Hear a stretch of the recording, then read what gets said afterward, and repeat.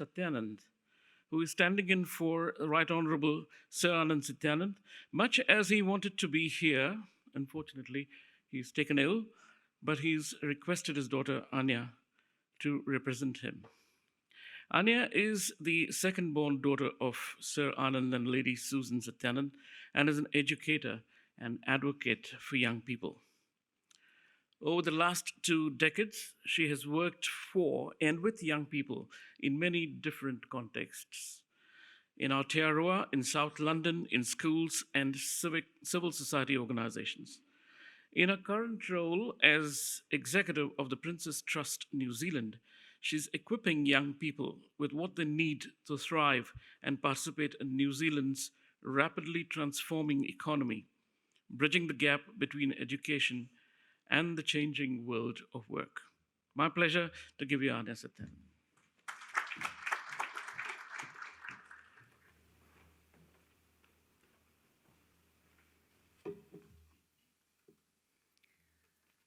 I ngā mana, e ngā reo, e raurangatira mā, tēnā koutou, tēnā koutou, tēnā koutou katoa.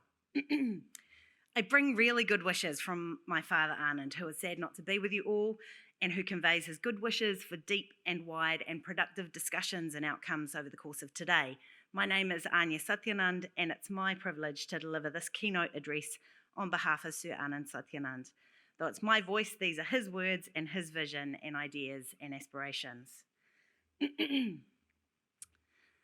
I begin with the New Zealand greeting kia ora, which means good health, and offer visitors an additional warm welcome to our country.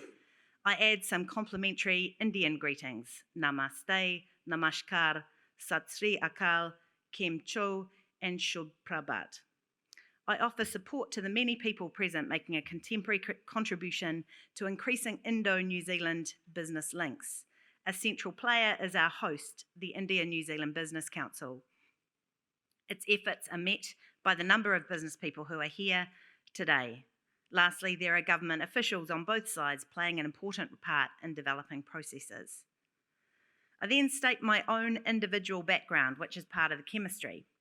I am the grandson and great-grandson of 4 indentured labour Girmitia who made the migration journey from India to Fiji over 100 years ago, whose son came to New Zealand for study, eventually qualifying as a doctor, marrying my Fiji-born mother Tara, and staying in Aotearoa, New Zealand.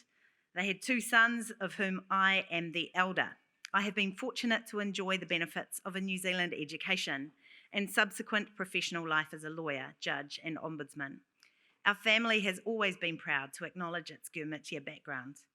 I have been lucky enough to have made many visits to India, which have resulted in many professional and personal connections. I have been there as a tourist, a member of government delegations, as a conference attendee, and in my role as Governor General. Although nothing is actually planned at this moment, I am already looking forward to my next visit.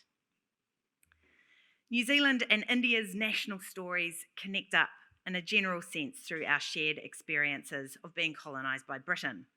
But there are also specific examples of early contact, of which I briefly mentioned 3.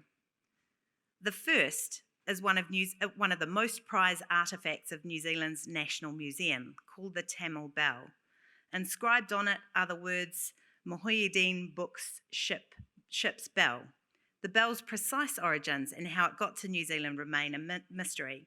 Tamils have long been seafarers and traders, and there is a suggestion that a ship from India may have come as far as New Zealand during the 14th century. The second emerges from the voyages of the European sea captains on their missions to discover new worlds.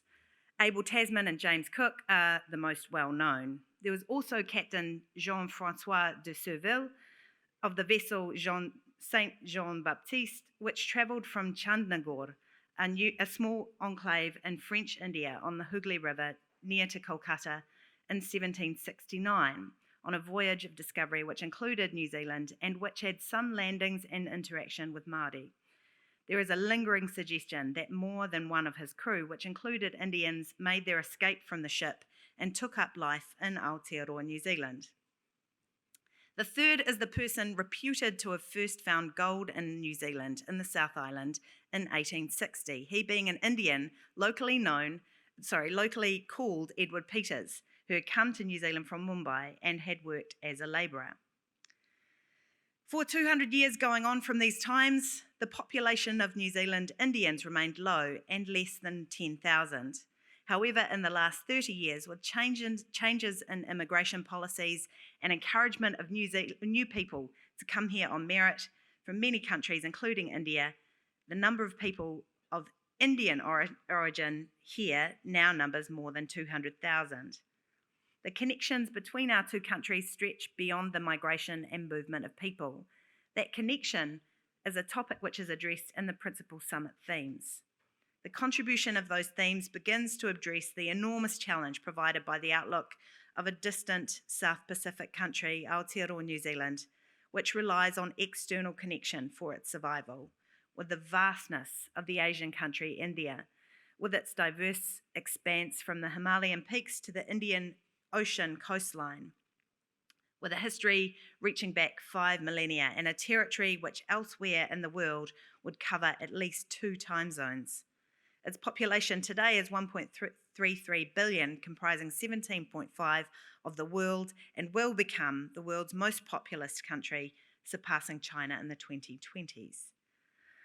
I want to endorse the building blocks of the approach which are inherent in the themes about seeking out expansion in trade and goods and services, about endorsing shared heritage items such as membership of the Commonwealth and the following of sport such as cricket, cultural exchanges, and about the potential of the diaspora represented by community groups and business councils, underpinned by the effort of Indian New Zealanders in public life.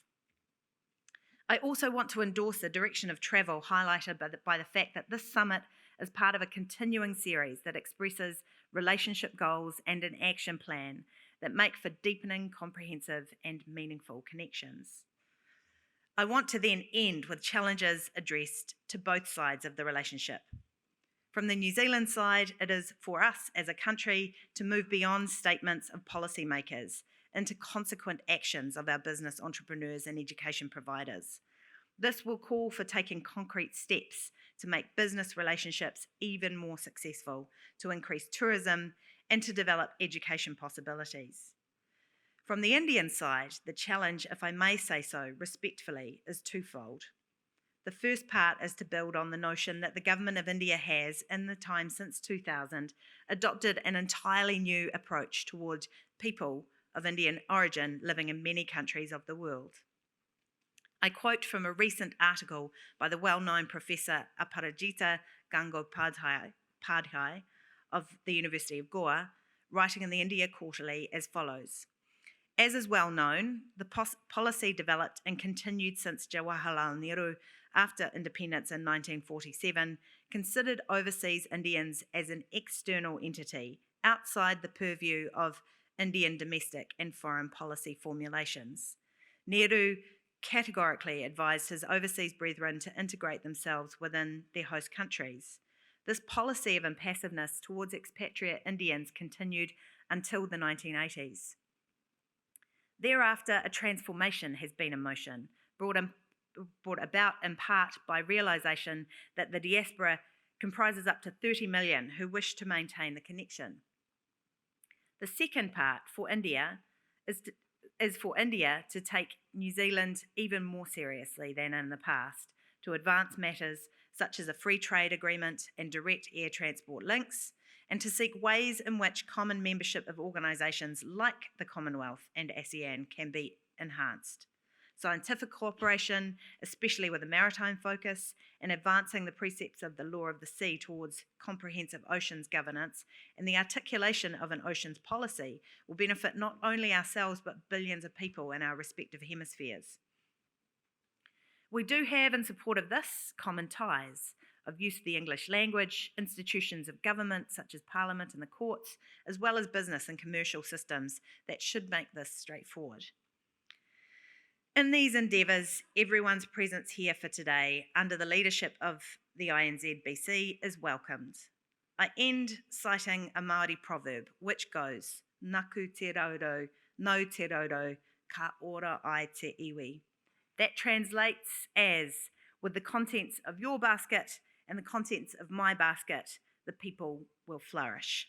That stands with the byline of today's meeting, which says, trade, collaborate, grow, and underlines the potential of cooperation and of combining resources to achieve progress. What today is about, it seems to me, is all encapsulated in something recently expressed in a Wall Street Journal interview by the Prime Minister of India, Sri Narendra Modi, saying, I believe growth should be sustained, constant, and inclusive.